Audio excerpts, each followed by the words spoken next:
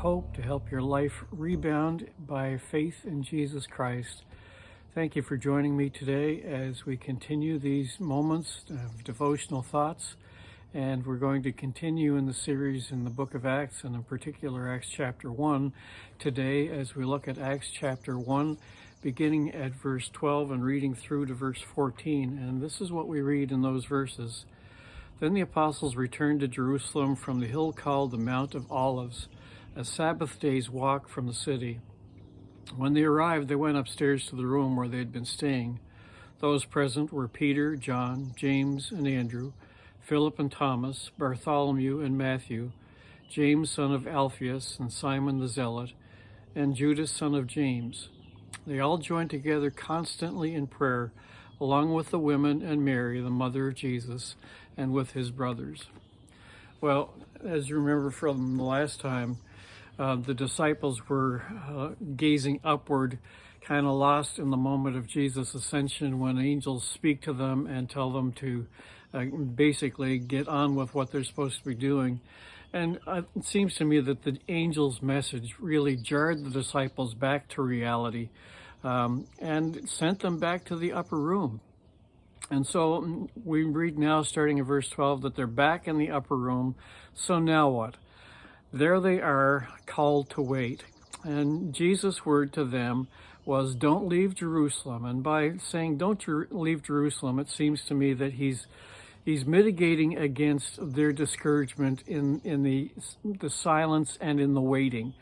And what I mean by that is, when we get discouraged with the waiting, we often turn to action. And so it seems to me what Jesus is saying is, don't go back to Galilee and start fishing again. Don't go back to tax collecting. Don't go back to being a doctor.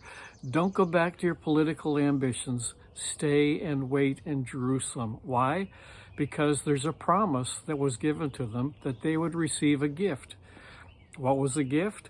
That they would be baptized by the Holy Spirit. And so there they are in the upper room, they waited. And as they waited, they're there with hearts longing for something, maybe that they don't even understand or know what it may look like, but there is a deep longing and desire for something in their hearts more than what they have at the moment. Certainly they long to see the promise fulfilled. They have an expectation of something greater that's about to happen. And so we find them positioned on their knees praying in this upper room as they gather together. It's a reminder to me from Hebrews 11, sort of a conclusion at the end of Hebrews 11, as the writer talks about all the heroes of the faith and the faith that they exercised.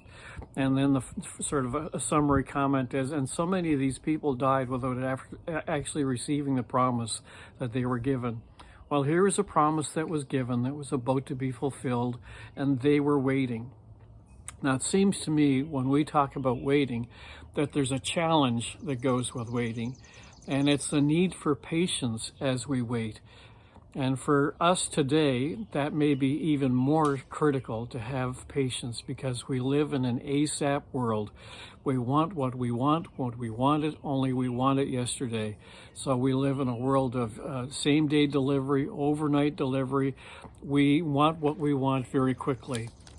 And patience is not something that comes easily to us.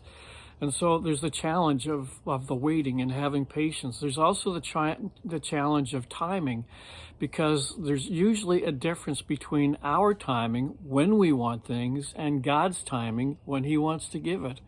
And we have to balance out that challenge between our timing and his as we wait. And there's the challenge of the unknown.